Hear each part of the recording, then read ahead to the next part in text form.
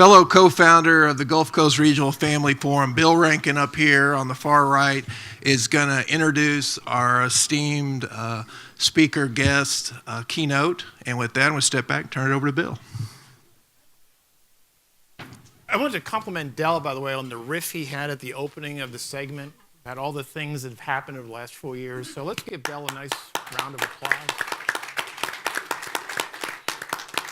He worked on that all night long, I can tell you. So our shifting paradigms theme here is going to continue for the remainder of the program. The first angle at attacking that after lunch is going to be focused on the geopolitical landscape, which we thought was a good place to start. So we're really, really pleased to have probably the best person possible here in Houston to do that, Ambassador Djerejian from the Baker Institute. So let me give you a little bit of background, tell you a few stories. He's promised that I can do this all in English and not in Armenian or Russian or French, or what was the other language? Arabic. Arab, okay. So, but if he did, I was then going to be able to make up whatever answer I wanted. So we didn't have to do that. But the ambassador has been the director of the Baker Institute since 1994, going back really to the very beginning. His U.S. Foreign Service career dates back to the Kennedy administration. And like everyone who must start someplace, where he started was as a special assistant working for the then Undersecretary of State, George Ball. Some of you may well remember George Ball back in 1962. Did that evidently reasonably well for a few years, but then they shipped you out to Beirut as a political officer, where he served from 1965 to 1969. He not only served well there, but survived, and then they sent him to Casablanca. I guess you were looking for Rick's Cafe or something? That's right. Sure. So you were there from 69 to 72. So if you ever get to the point where you have like a Showtime series to do on this, let me be your agent. I'm sure There's some stories to be done from that period. And then skipping a number of years thereafter, in the later years of the President Reagan administration, 1988, he was nominated and served as U.S. Ambassador to Syria from 1988 to 1991. Then in 1993, President Clinton nominated the ambassador to become the U.S. Ambassador to Israel, where he served for a couple years. And remember, that was your last posting, I think, before you came back to Houston to assume the directorship of the newly formed Baker Institute. Now, as you tag on further in his background, something that I think I frankly didn't realize until I actually looked at this the other day. He was asked and served as chair of Occidental Petroleum Board of Directors for a few years. I'm not sure. How many years were you on the board? I was on the board from 1996 to 2015, but chairman of the board for 2 years. Right. So so when you think of the ambassador and think of his foreign service experience, it also includes other forms of real world experience. They're all real, but I think for some of the audience would find interesting that you had that angle as well from your perspective. And finally, I would take note that he is a recipient of the Presidential Distinguished Service Award. So we are delighted to have the ambassador here. Now, to give a little bit of an intro for the Baker Institute for Public Policy, I think we did hand out a few, we don't have enough for everyone, but a few of the brochures around the tables you can kind of take a look at. I think no doubt many of you, if not most of you, are familiar with the Baker Institute, but the one thing you may not know is that it is ranked as one of the top 5, has been ranked as one of the top 5 university-affiliated think tanks for a number of years. So it's right in that same grouping as Harvard, London School of Economics, and the University of Sussex. I think most recently it may have been ranked number 3, but it's been that top 5 group for a while. So this really is a gem that Houston may not appreciate as much as it should, but it really is a gem of a resource within our metropolitan city here. It is populated with 50 plus fellows, scholars, and researchers. They put on hundreds of classes every year and hundreds of events every year, which are open to the public, members, and others. And one of the things that we were chatting about over lunch that I sort of knew, but I had kind of lost sight of is I think probably many of us think about the Baker Institute as a foreign policy kind of think tank, and that's true, but it's actually much more than that. And if you actually look into it, you'll see that almost any topic you can think of, they've got some deep resources of research talent and knowledge base, which they regularly produce and share. I will mention, I think there are 6 centers, as the Institute calls it. One is energy. So our energy panel coming up, if they haven't gotten more plugged into the Baker Institute, they probably should. There's a health and bioscience center. There's an entrepreneurship center, which I think many people here know of as the McNair Center. There's a public finance center. There's a Middle East center, and there's a Mexico center. And then beyond that, there's a dozen other subject areas that they are deeply involved in, which includes things like presidential elections, Texas politics, drug policy, space policy. So there's a lot more going on, I think, at the Institute than what probably many commonly know. So I just would highlight that. So the one thing I wanted to ask and give the ambassador a chance to talk about is I believe there's almost 600 individual members today who are plugged in and active and tapping into these various programs. And for those of us here who might leave, who are curious to maybe learn more and kind of wonder how they might get plugged in, what does the Institute offer in terms of options for individuals who want to get involved, who want to get plugged in, who want to be able to tap into it? How do you do that? What's there? Well, thank you, Bill's my PR guy today. This is really terrific. Right. And a little embarrassed by the long CV introduction, but all you have to do is live long enough. There's a joke in the Middle East. I'm so old, I can remember the Dead Sea when it was only sick. So fundamentally, we are a public policy institute. As Bill said, we created the Institute in 1993, the namesake Secretary Baker. It has now become one of the more, and I'm not saying this in a vain way, one of the most consequential think tanks nationally and globally. And we did it on the basis of comparative advantage. We didn't want to set something up in Houston that we would be sort of aping what Harvard is doing or Stanford.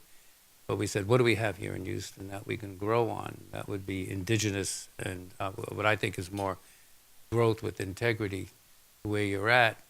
So Houston, the energy capital of the world, as you mentioned, Bill, that's our leading program, the Center for Energy Studies. It was ranked 2 years now as the first think tank in the world on energy studies, and Texas Medical Center across the street. So health, biosciences, Secretary Baker, myself, foreign policy, Middle East. We have superb economists. So we do tax and fiscal policy. Bob McNair approached me to create this McNair Center for Entrepreneurship and Innovation, the Mexico Center, because where we're at, on the border, and it's one of the most critical problems we have in our country, obviously, the wall, and everything that has to do with the bilateral relationship, and on and on. But if you look at the issues we're dealing with, there's some of the most vital issues that our country is facing, including others like the opioid pandemic, China, and other programs. So what I would just like to say very simply is take advantage of us. It's a forum that I think can be extremely useful, especially for those in the private sector. I think we're the best consultants in the world. I hope no one's from McKinsey is here, but I think we do a better job. But our programs are incredible. Just yesterday, we hosted 3 programs at the Baker Institute. Some top-level officials from Guyana. I didn't know Guyana has perhaps one of the highest proven oil reserves in the world, right next to Venezuela. The place was packed with energy experts from the sector here, from CEOs to financial people, because that's the future tense. Something's happening in Venezuela. There's going to be an opening, most likely, right. And Guyana is going to play a role in that. At the same time, I received an important delegation from Vietnam. Mm-hmm. They came to the Baker Institute because they want to connect with us. It's amazing. They didn't have Kim Jong-un with them. We're leaving that up to Trump in Vietnam. But and the third meeting we had was on Israeli-Palestinian, the prospects for possible peace talks between the Israelis and the Palestinians. It just gives you a flavor of what we have. So the door is open. I just hope that you all take advantage of what we have. We didn't create this as a vanity game. We created it to serve the university, Rice, but to serve the city of Houston. So please take advantage. Good. Well, as we've done in other segments, we very much want to get, and we'll try to process as many of the questions from the audience as we can. So as we get into our front-end questions, think about the questions you might want to have, write them down on the cards, hold them up, and someone will pick them up and bring them up. So as we get started, think about whatever questions you've got, and we'll try to address them. So to get started on this, and starting maybe at the highest level, the question before we go around regionally some is thinking about shifting paradigms, because I do think that applies very much to the geopolitical world, is following the fall of the Berlin Wall in 1989, and before the founding of the European Union in 1993, which we almost forget how far back that was, there was a time when many of us really did believe we lived in a unipolar world, that was U.S. was dominant, and it would stay that way forever. Maybe naively thought that. Today, I think many would argue that we live and do business, maybe think about particularly about the doing business part, in at least a tripolar world. You've got the U.S., you've got the European Union bloc, at least as it is today, and then you got China. Forget about Russia and some other blocs. You got at least a tripolar world kind of going on. And they're all tugging and pulling in different ways than we were used to, and maybe what we expected 20 years ago. So I guess the first question is, do you agree with the basic characterization that that paradigm has changed and we are in and moving into more of a tripolar or multipolar world, and that's something we need to think about what that means to us? Yeah, basically I do, Bill. I think if you look at the post-World War II history, we were preeminent after World War II, victorious over the enemy, the Nazi Germany and Japan, and then perhaps the most creative act in American diplomacy that we have never really come up to again was the Marshall Plan, and the whole concept that if you are victorious in war, the whole paradigm in history was you subject and repress your enemy. And we had these geniuses, and I call them geniuses without exaggeration, in Washington. I'm not that old. I wasn't there at that time, but I was very at the cusp of that with George Ball.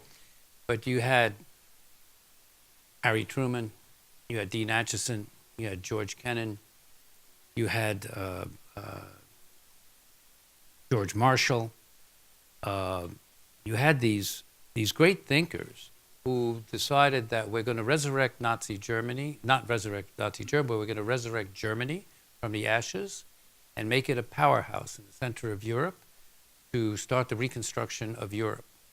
We're going to resurrect Japan as a democracy and make it an engine for the growth of Asia. And just think of the results of that. So in answering your question in a historical way, we were preeminent in what we did. And then, of course, the Cold War. And the whole geopolitical landscape was bipolar. The United States and democracy, the Soviet Union and communism. 70 years in Cold War, where the greatest threat was MAD, mutual assured destruction, by nuclear annihilation, if ever there was a nuclear exchange between the Soviet Union and the United States. That could be extremely devastating, to say the least.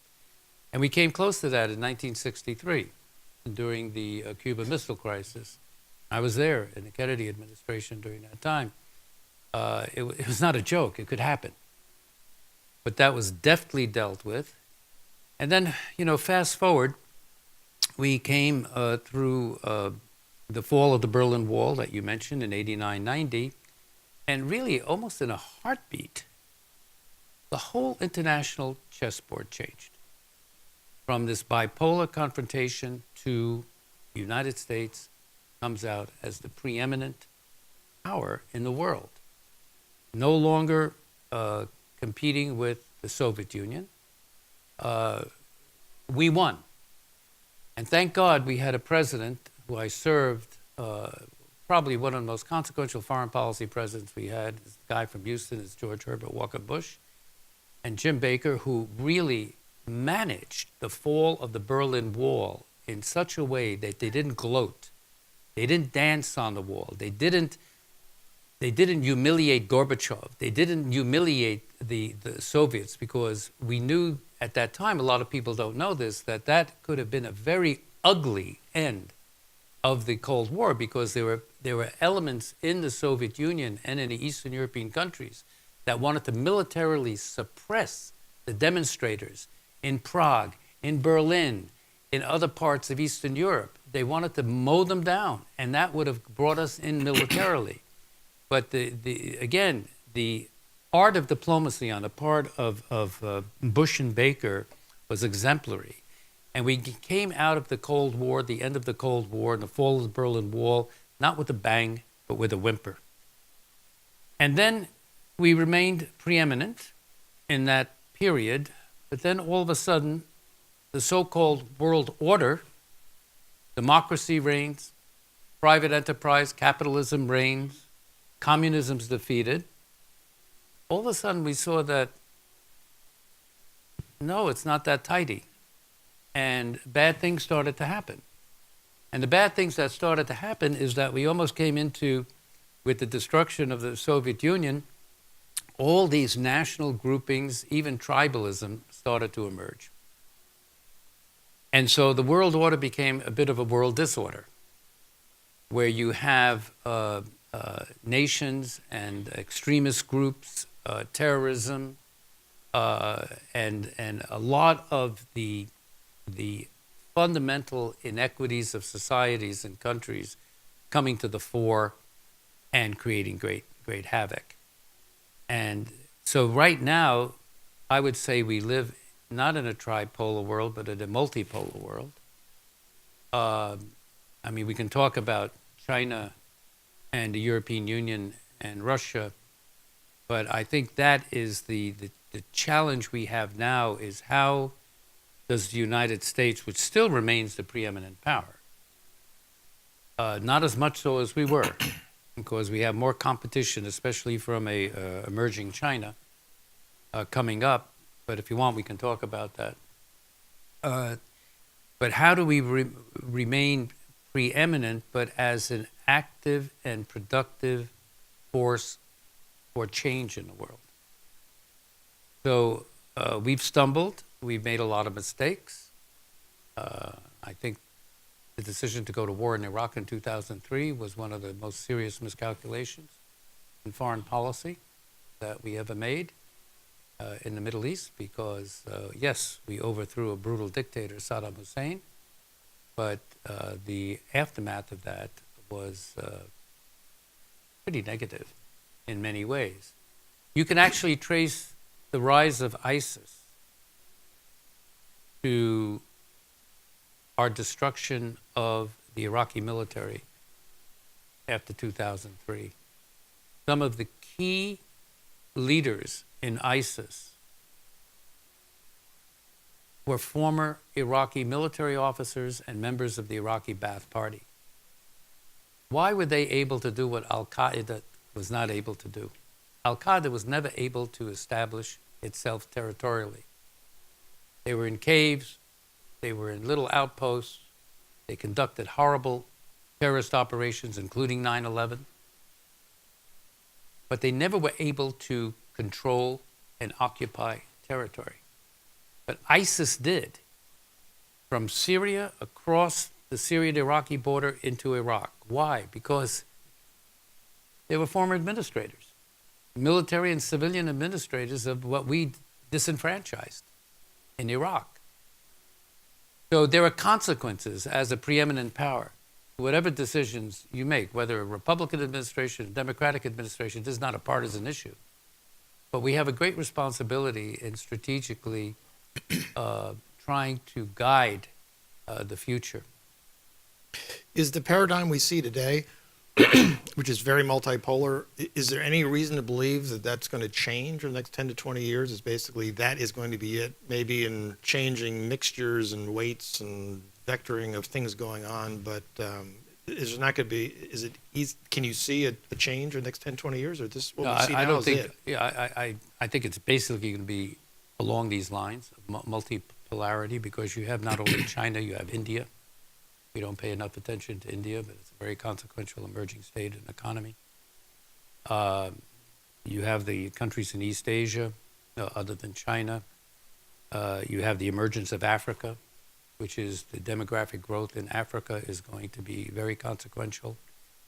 Most of the future energy demand is going to be coming from African countries as they emerge economically and their demands for energy come up. You have the dynamics in Latin America. You have powerful countries like Brazil, Mexico, and Venezuela. To see what happens in Venezuela in the next coming months. So I think it's going to be multipolar, but with the United States still being able to remain as a preeminent power, but sharing power much more than we ever have in the recent past. I think that's going to be one of the key elements. So how do you see, bringing this back closer to home, how do you see the role of North America within that context evolving in the 21st century? Well, I'm a very strong advocate of North America. Again, many people are focused on China as the emerging global power, which it is.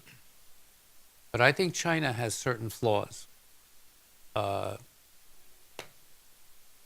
I think the most fundamental flaw that China has is its internal political structure. It is a communist, autocratic regime that, with Deng Xiaoping, instituted what they call a socialist economy, a democratic socialist economy. That's a contradiction in terms, because I don't have to tell people in this room, private sector, the less regulation you have, you need regulation, but it has to be intelligent regulation over the private sector.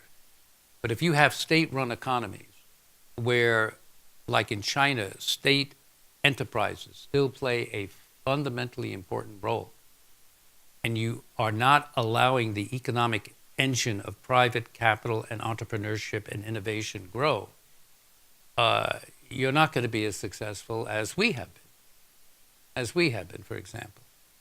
So I think when we talk about China's emergence, absolutely, it is emerging as a global power in terms of trade, in terms of investment, the Belt Road Initiative, which, by the way, is based more on credit lines and infrastructure than anything else. It's not a golden example. But inherently, you have a leader now, Xi Jinping, who is more autocratic than his immediate two predecessors. And we have seen in the think tank world a clampdown on freedom of discussion. Even when we go, we have a China program, we go to Beijing, we go to Shanghai, and we have these exchanges, and now there's been a censorship wall. What you get from the Chinese now when you go to discuss these public policy issues we have a common interest in, trade, economics, politics, Middle East, you name it, Asia, they're just repeating the official line that you could read in the newspapers. There's been a clampdown. To me, that's not a good sign. That's not a good sign. So there's that tug in China between a communist regime, which has strong traits of autocracy in it, and a growing private sector. But that's an internal tension. And you have to think, who is going to prevail at the end of the day? So I think that's a disadvantage that China has. So you asked me about North America. And I guess the question there, to reframe that a bit, is do you see the pressures for North America? There's certain pressures to kind of pull together more and to kind of leverage off of each other more. Right. But in the context of what's been going on elsewhere in the multipolar world, there's certain pressures to pull us apart some. That's true. How do you see those competing pressures playing out? Well, you put your finger on it. There are these competing pressures that are pulling us apart, be it Canada, United States, and Mexico. But here's my theme is that if you look at the 21st century, the greatest potential for the preeminent power is North America. With Canada, the United States, and Mexico, and then if you go south, whatever countries in Latin America that emerge, but let's just take Canada, the United States, and Mexico. All three are democracies. Mexico is challenged with the rule of law, seriously, but it's a democracy. So you have three democracies.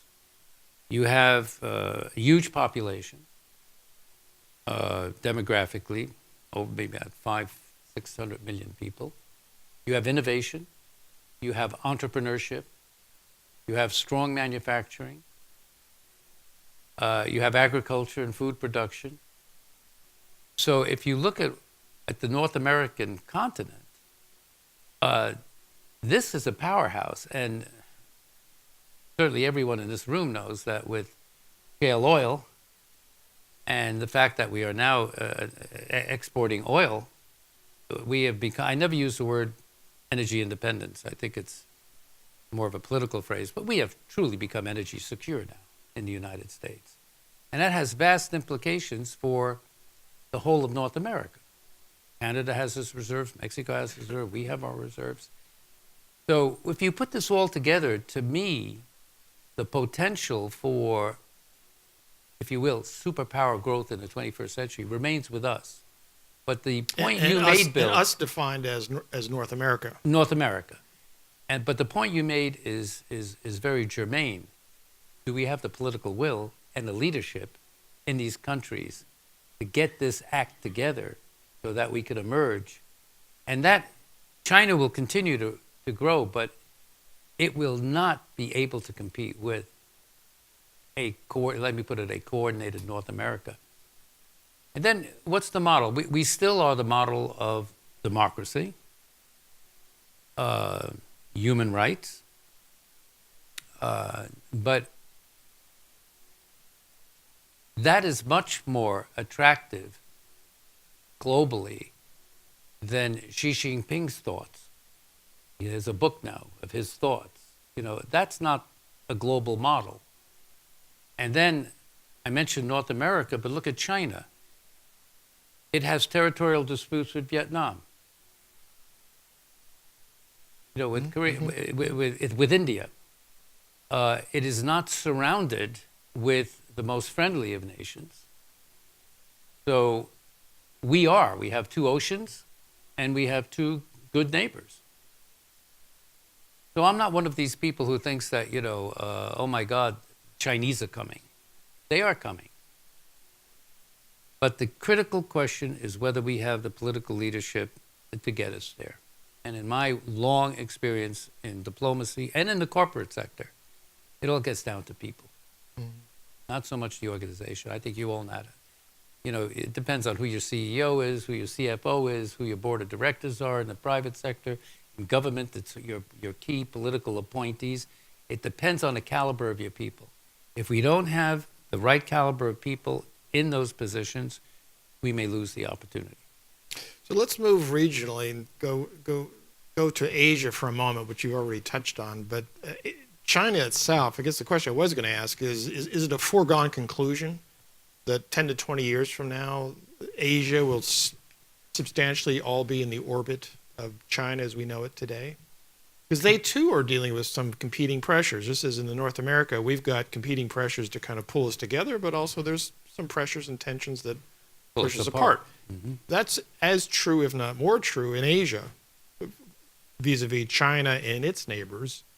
So maybe the way to maybe take that same question that we were just talking about in North America, do you see that tension of pulling together, which is really the strength of China dominating, versus a lot of different players there who don't necessarily want to go along with that, You see that to be a bigger problem for China longer run than I what we do. may I have here really- in North America? Yeah, I do. I think China has more problems in terms.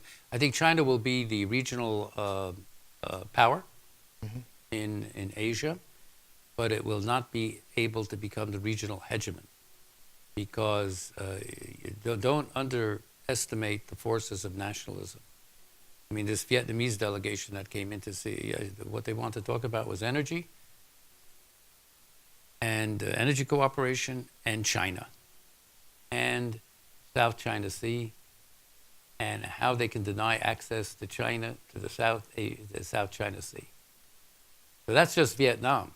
And then you take a key ally of ours, Japan, and they are very, very,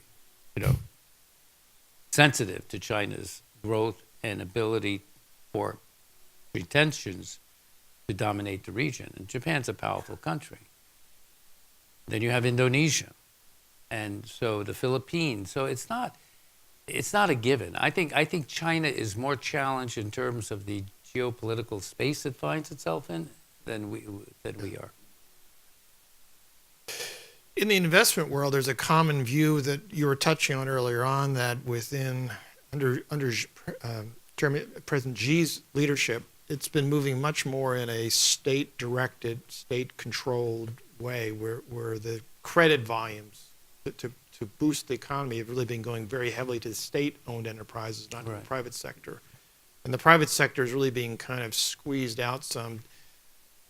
How much do you see that as a likely correction that Xi can and will be able to change and fix, or is that a $64,000 question of let's see?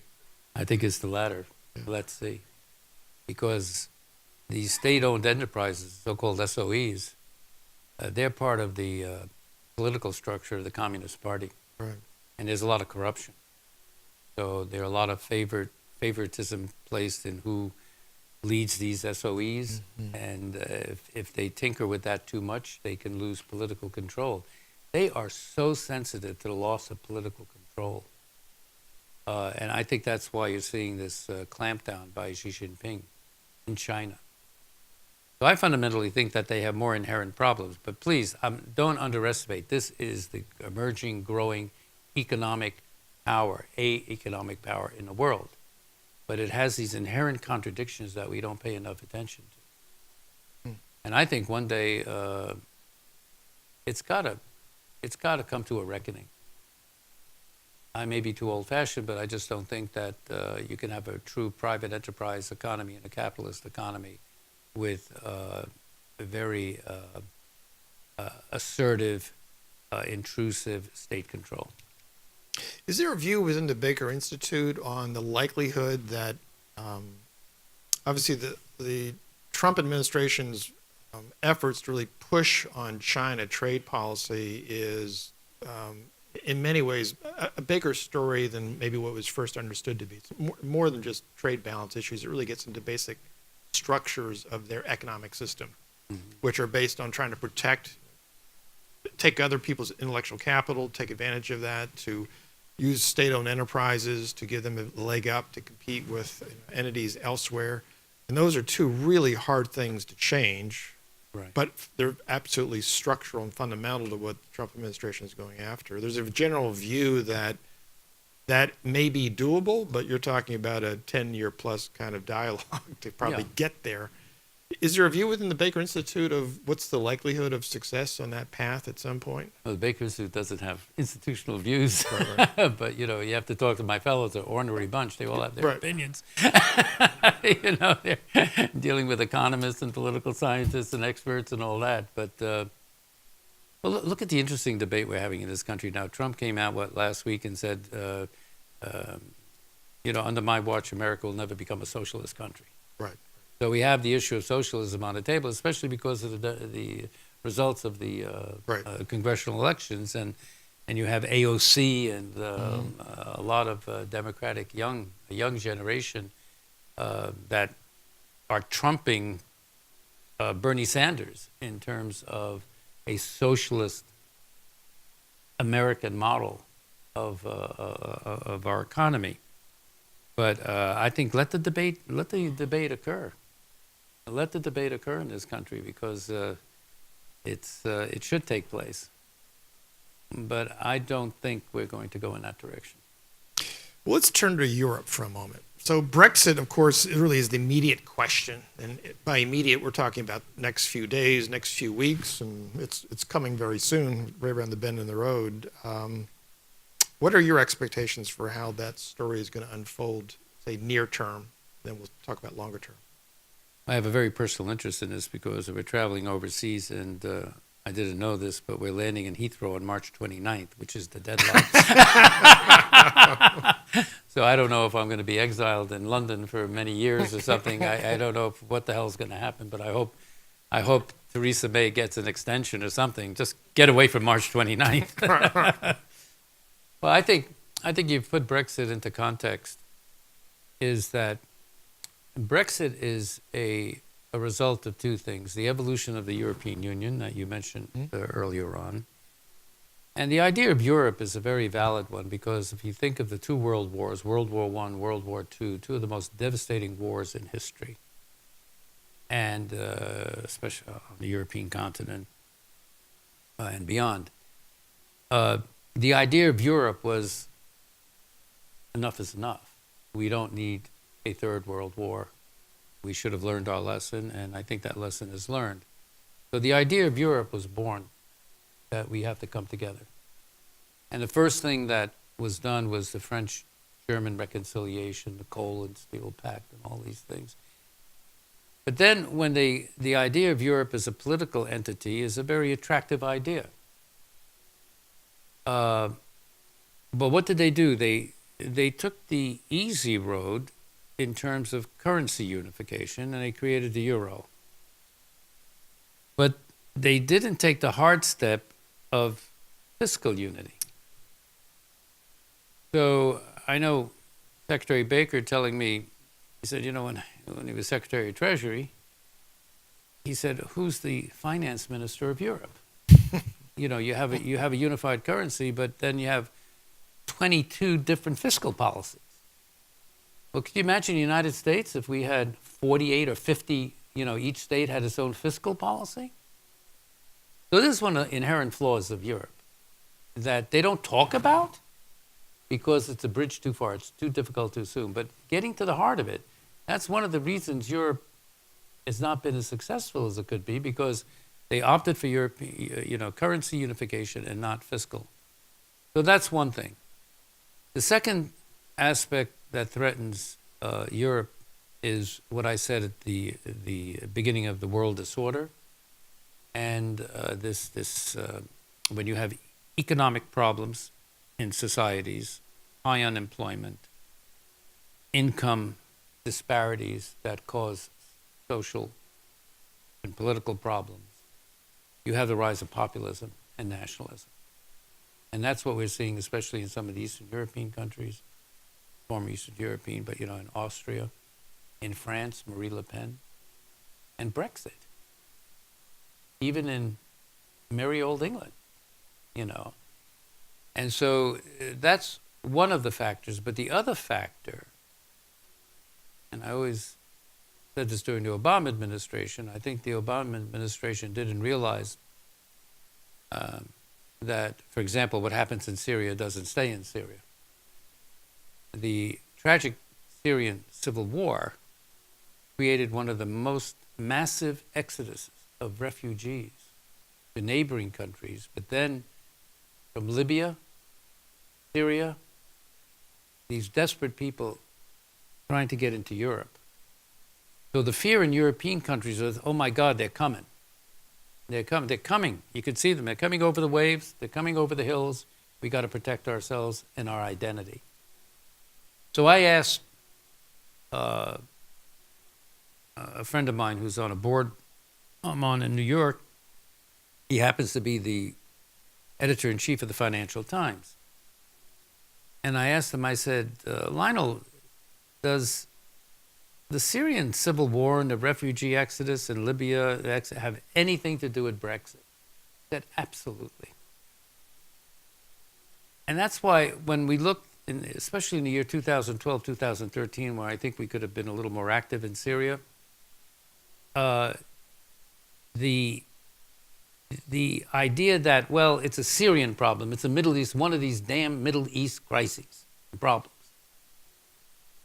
But it was a national security interest for the United States because it's affecting our transatlantic allies and our transatlantic relations. So I think Brexit is a concomitant of these two things, the limitations within Europe for optimizing their growth and their economic prosperity, and the fear of the other, migration and that. My own view is they should have a second referendum. I think that because they've had a very robust debate in the country now, and a lot of people may have second thoughts or whatever, but have a second referendum to make it more legal, not legal, but to justify where the country wants to go. But I don't know what's going to happen. No, if anyone tells you what's going to happen in Brexit, they don't know what they're talking about. But They don't know. as you think about the EU and look out 10, 20 years, if to the extent that's even possible, does it look very different if Brexit happens or doesn't happen? Do you see that as being a seminal fork in the road kind of development for the EU? It's going to be highly significant, but doesn't mean the destruction of the European idea. But it's going to be a dwarfed Europe, because United Kingdom is a Big part. It's a big part. Okay, well, we do need to turn to the Middle East. You've touched on that some. There, the paradigms are shifting in, some of the obvious ways. You obviously have you got Israel versus all other. You got the Sunni world against the Shia world. You got the Arab world against the Persian world. You've got, Russia's a new player getting active there. Turkey's been getting more active. That paradigm seems to be shifting. Is it really changing, or is it just really stuck where it's been for a long time? Welcome to the Middle East. Right. There's this old adage. This is why I want to be your agent for that Showtime story. There's this old adage in the Middle East. There's a frog getting ready to cross the Suez Canal, and his scorpion comes up and says, "Hey, can I hitch a ride on your back?" And the frog says, "You crazy? You can sting me, and we'll both drown. Come on. Why should I sting you? Why should we both?" He says, "Okay, hop on." So they go across, and they're halfway across, and the scorpion stings the frog. And the frog looks up in agony and says, "You do that, we're both going to die." He says, "Welcome to the Middle East." So I haven't changed, after all these years, I haven't changed that opinion. Mm-hmm. But the point is that the most, in 2011 and 2012, the Middle East experienced what I called at the time a tectonic shift in the political landscape with the so-called Arab Spring and the Arab Uprising. And what's significant about I call it the Arab Uprising, is that it had no leader or leaders. It was grassroots, a lot youth-driven, high youth unemployment in the Arab countries, and it was propagated and could bypass these autocratic regimes, be they monarchies or dictatorships or military regimes, through social media.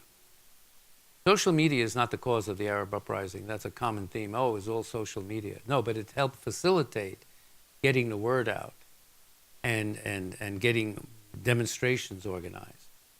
But the symbolism of the Arab uprisings that started in Tunisia in 2011 is significant. There's this young man, had a small family, Mohammed Bouazizi. He's a vegetable vendor. He has his vegetable cart. And he's in a town in southern Tunisia, and the police come up to him and ask for a bribe to allow him to sell his wares on that street corner. He says, "I don't have any money to give you." So they really harass him, humiliate him.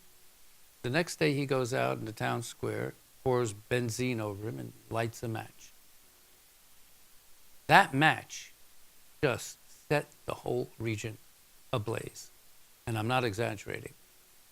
Because in Tunisia, and when I was Assistant Secretary of State for the Middle East, running the Middle East in the State Department, under both Bush 41 and Clinton, I visited Ben Ali, the dictator of Tunisia. And I'll never forget, I mean, the arrogance of these people at times, he was overthrown by these demonstrations. He had to flee to Saudi Arabia. But I remember my first conversation with him. He sits there and he looks at me and he says, "You're a diplomat. You're not going to tell the truth. I'm a policeman." He came from the police forces. "I will tell the truth." That was the beginning of our conversation. Well, you know what category I put that in. I won't say it here, but the point of the matter is that the arrogance of these autocratic leaders, his wife was so systemically corrupt. The mansions they would buy in Europe, the money they would have in foreign bank accounts, and the stark contrast between these regimes and the large majority of the population of these countries. That's the symbolism of Mohammed Bouazizi. And that's why it spread. And it spread throughout Tunisia. It spread to Egypt. Remember, Mubarak was overthrown. And it spread throughout the whole Arab world. And so that tectonic shift has been now, there's been a counter-revolution. The autocrats are back in. They've stifled the revolution, and under various guises, they say they're promoting democracy, but it's not over yet. That's the main point I want to make, because that type of change is not over yet, because they are not addressing any of the substantive issues that caused that young man to set himself on fire. So we're going to see much more. Now, if you take like Saudi Arabia and the Gulf states, exceedingly rich with their natural gas and their oil wealth, yet they're very fragile politically. Very fragile politically. You can tell that by what's happening in Saudi Arabia today and what's happening in the Gulf countries, what's happening in Egypt, executions, clamping down on any free thought or on the press, human rights activists are jailed. They killed Jamal Khashoggi in Istanbul. The Saudis killed him, and why? Because they cannot tolerate real criticism of their regimes, because this stuff happened, and they're fearful that it can happen again. So that's the basic thing. The other thing on top of that is conflict resolution. The Arab-Israeli conflict now, with Syrian turmoil, we no longer talk about Israeli-Syrian peace. That's simply not there, given the chaos in Syria. But the Israeli-Palestinian conflict is still one that needs to be resolved. And it's a frozen conflict now, because nothing's been done, especially under Bibi Netanyahu, the Israeli prime minister, and the weak Palestinian leadership. You have two leaderships that have not been able to come together, and we are not playing, I don't think we're playing a very constructive role. We'll see what Jared Kushner comes out. He's supposed to announce his plan after the Israeli elections in April. We'll see what that is. But then, if you go further east, India and Pakistan, we have this major crisis today over Kashmir, which is another frozen conflict. The division between India and Pakistan, disputed territory. So Pakistani Indian planes have been down. We're very close to a confrontation. But what makes this so dangerous, these are two nuclear weapon states, Pakistan and India. A crisis between these two countries can devolve into a nuclear exchange. This is not... Remember when I was working for President Reagan as his press secretary for foreign affairs, we had a similar confrontation between India and Pakistan. And we went into the Oval Office. I had to go in the Oval Office, and we decided that we'd have Reagan make a very bold statement to the top newspaper in India, the India Times, just warning both sides the U.S. will not tolerate a deterioration of the situation that would lead to war. And he did it, and that had impact. Now I'm waiting to hear things like that now. It's been viewed for some time that if you look at the Korean Peninsula versus the Middle East versus the subcontinent, like India and Pakistan, that of the three, and I'm going to ask a couple more questions. If you have any questions you want to feed in, just feed them up and we'll try to get them in. But I think it's been commonly viewed that if you think about where's the biggest risk of a catastrophic kind of surprise, it's probably, the view has been, I think, that it's more likely to come from the subcontinent for the reasons you touched on, because both powers have nuclear capability. Is that a view you would still hold? Yeah, I still hold that. I think Pakistan and India, that's always on the back burner. You don't hear about it, but when something like this happens, it can bring up a lot of nationalistic sentiments on both sides, Hindu, Muslim, and lead to war. So I think the subcontinent is very fragile. And then to avoid nuclear proliferation. A couple of questions here. Let me just go to the audience here. Does China just tell the world what they think the world wants to hear? Yes. Okay. So you ask, you get an answer. Isn't Mexico a failed? Well, they do a lot. The Chinese are very, very smart. Thousands of years of history. And, they have thousands of Chinese students throughout the world. Right. They have investments throughout the world. And they have these Confucian institutes that are instruments, I think, of their own propaganda. So they have a very established network to try to influence public opinion. But again, I get back to the fundamentals. If it's Xi Jinping's thought versus the Federalists and the American model, I think we're ahead of the game. There's a question here which is clearly out in the body politic in a lot of different places, and so let me just address this one to you. Setting aside the wall, we have tens of thousands of people dying from drugs entering our country through Mexico in our ports, which is beyond dispute. Why isn't this a national crisis worthy of funding? Good question. Well, it is a national crisis. I mean, look, we all know, in and outside of this room, that we are one of the most important consumers of drugs, from cocaine to marijuana, and now it's not just the homeless you may see under Route 59 under the bridges or anything, but it goes all the way up in classes of society, to the wealthy, the privileged, the powerful, and all throughout. We are addicted, and we are the market, and therefore the amount of money that can be made from cocaine and these drugs is so huge that you're not going to be able to control it unless we also take care of the demand. So it's not just the wall. I'm all for an intelligent barrier on our border. When I say an intelligent barrier, you need some physical barriers, but you also need a lot of electronic surveillance and ICE and customs and all that. It's a mix.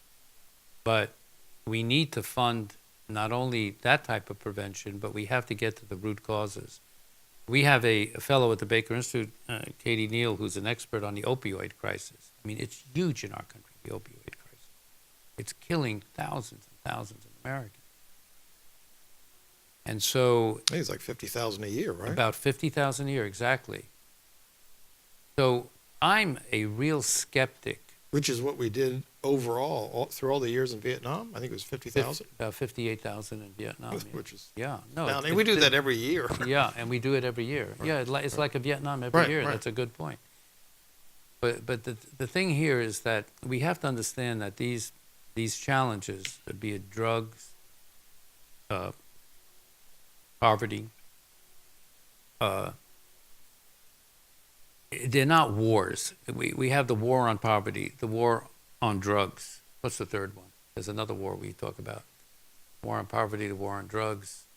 But these are not wars, because when you say they're wars, you have an image in your head that we're going to win this war. It's going to be sort of like the Right. planting of the flag at Iwo Jima. Where you have 5 There's not a Marines VJ Day. There's no VJ Day. Right. These are never-ending struggles that we have to intelligently craft policies for. They're not only physical barriers, but how do you get to the root causes? Because we still have poverty in this country, still have the drug problem.